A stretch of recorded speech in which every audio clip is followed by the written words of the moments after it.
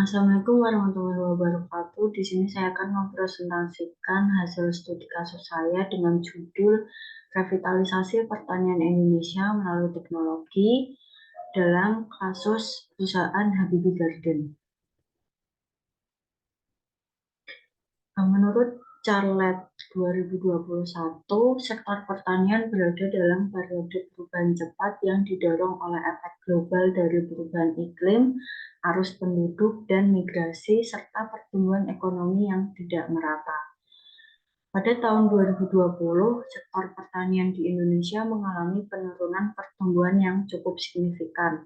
Berdasarkan data dari BPS, pertumbuhan sektor pertanian hanya mencapai 2,19%,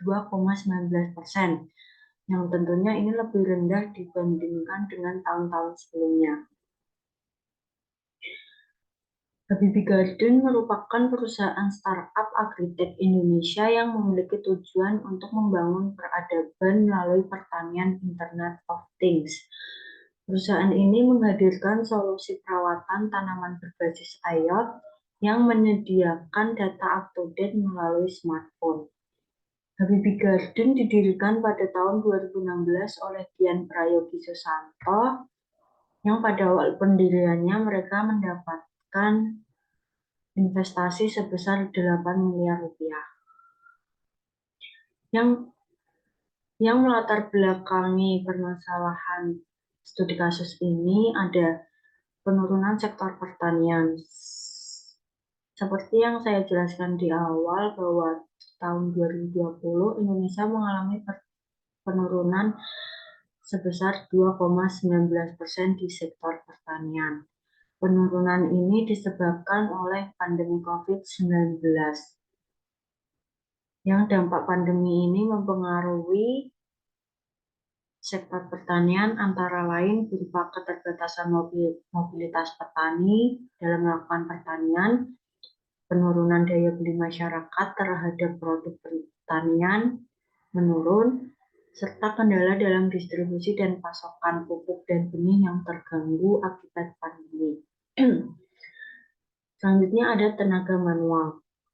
Di Indonesia, meskipun sudah ada perkembangan teknologi di sektor pertanian, masih banyak petani yang mengandalkan tenaga manual dalam proses pertaniannya. Hal ini disebabkan oleh beberapa faktor, seperti keterbatasan akses terhadap teknologi dan peralatan modern, biaya yang mahal untuk membeli alat dan mesin, serta kurangnya pemahaman mengenai teknologi pertanian modern. Dan yang terakhir ada kualitas hasil yang buruk. Penurunan kualitas pertanian di Indonesia disebabkan oleh perubahan iklim dan penggunaan pestisida yang berlebihan.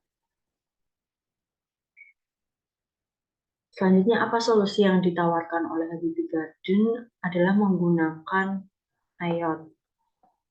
Habibie Garden merupakan sebuah perusahaan digital yang berusaha memberikan solusi untuk para petani berkomunikasi dengan tanaman mereka. Lebih tepatnya, membantu para petani untuk mengetahui kondisi tanaman seperti nutrisi dan kebutuhan-kebutuhan lain. Komunikasi tersebut bisa terwujud berkat adanya alat dan juga aplikasi yang terhubung dan didesain dengan berbagai macam sensor, seperti sensor suhu, kelembapan, nutrisi media tanaman, intensitas cahaya, dan lainnya. Dengan demikian, para pemilik tanaman bisa mengetahui kebutuhan tanaman berdasarkan data yang didapatkan dari aplikasi. Penerapan IoT pada pertanian. Seperti yang kita ketahui, IoT tidak hanya bekerja dan dikontrol oleh manusia. Ada mekanisme untuk menghubungkan mesin dengan mesin untuk bisa saling terhubung, berkomunikasi, dan bertukar data, atau yang sering dikenal dengan machine to machine.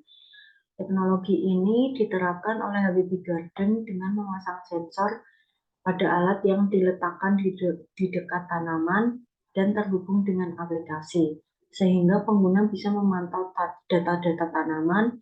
Selain itu, memonitoring solusi yang disuguhkan Habibie Garden juga meliputi penyiraman dan pemupukan secara otomatis. Selanjutnya, teknologi Yang ditawarkan ada pemanfaatan sensor untuk monitoring tanaman. Sensor dapat digunakan untuk mengukur kelembapan tanah, suhu, kelembapan udara, dan cahaya. Dengan menggunakan data yang dikumpulkan oleh sensor, petani dapat membuat keputusan yang lebih baik dalam pemupukan, penyiraman, dan perlindungan tanaman dari hama dan penyakit. Lalu ada penerapan sistem informasi geografis. Sistem informasi geografis ini dapat membantu petani dalam mengelola lahan pertanian mereka. SIG memungkinkan petani untuk memetakan lahan mereka dengan menganalisis kondisi tanah, curah hujan, dan topografi, sehingga dengan informasi ini petani dapat membuat rencana tanam yang lebih efektif dan mengoptimalkan penggunaan lahan mereka. SIG juga membantu petani dalam mengidentifikasikan daerah yang berpotensi terkena bencana alam seperti banjir atau longsor. Dan yang terakhir ada pemanfaatan drones untuk pemantauan lahan pertanian. Pemanfaatan drones ini semakin populer dalam beberapa tahun terakhir. Drones dapat digunakan untuk memantau kondisi tanaman dan lahan pertanian secara efisien dan akurat. Ini digunakan untuk menyemprotkan pestisida atau pupuk pada tanaman dengan presisi yang tinggi, sehingga mengurangi penggunaan bahan kimia yang berlebihan dan mengurangi biaya produksi. Diagram solusi yang ditawarkan terkait permasalahan, ada solusi teknologi terkait tantangan bisnis, ada penurunan sektor pertanian, terus proses pertanian yang masih menggunakan tenaga manual, penurunan kualitas hasil pertanian Indonesia. Solusi yang ditawarkan ada penggunaan teknologi smart farming, yaitu berupa IoT, sistem informasi geografis, drones, dan sensor. Lalu upaya manajemen adalah modal yang cukup untuk penerapan teknologi. Di organisasi ada pemenuhan kapasitas seperti pengembangan SDM. Di teknologi ada teknologi yang mendukung dan tentunya ramah lingkungan. Question untuk studi kasus ini. Yang pertama ada bagaimana teknologi smart farming berkontribusi dalam meningkatkan produktivitas pertanian di Indonesia.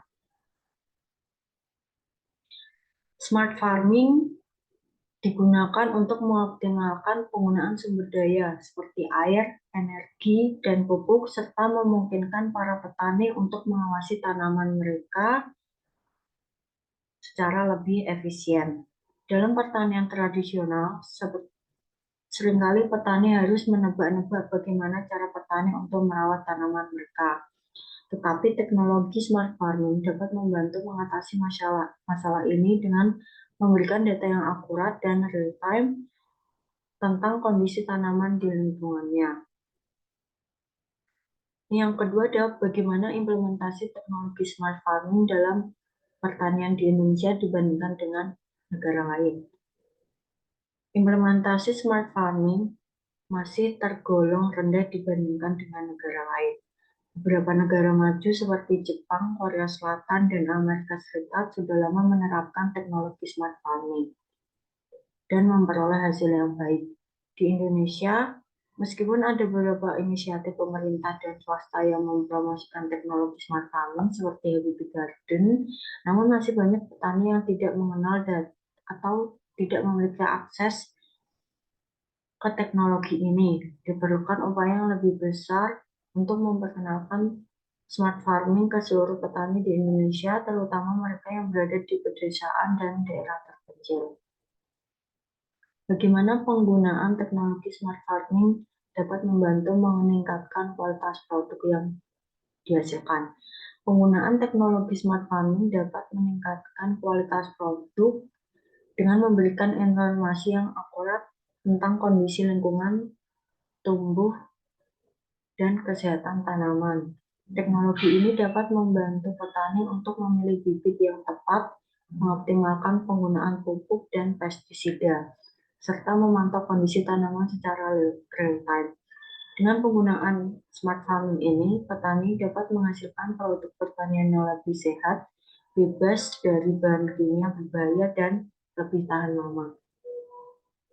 Yang keempat, apa tantangan dalam penerapan teknologi smart farming di sektor pertanian Indonesia? Tantangan dalam penerapan teknologi ini antara lain masih terbatasnya akses petani ke teknologi ini, kurangnya pengetahuan dan keterampilan dalam mengoperasikan teknologi, serta masih rendahnya dukungan dari pemerintah dan sektor swasta. Selain itu, infrastruktur seperti konektivitas internet dan listrik di pedesaan juga masih terbatas sehingga membuat penggunaan teknologi smart farming menjadi sulit. Dan yang terakhir ada bagaimana dukungan pemerintah dan sektor swasta dalam mendorong penerapan teknologi smart farming pada sektor pertanian Indonesia. Dukungan dari pemerintah dan sektor swasta sangat penting dalam mendorong penerapan teknologi smart farming. Pemerintah dapat memberikan insentif dan bantuan untuk memperkenalkan teknologi ini ke petani, serta membangun infrastruktur yang dibutuhkan seperti konektivitas internet dan listrik. Sementara itu, sektor swasta dapat memberikan bantuan finansial serta memperkenalkan teknologi smart farming melalui program pelatihan dan workshop. Salah satu contohnya adalah dukungan dari sektor swasta, yaitu inisiatif mereka. Sekian presentasi mengenai studi kasus saya. Bila ada salah-salah kata, saya mohon maaf. Wassalamualaikum warahmatullahi wabarakatuh.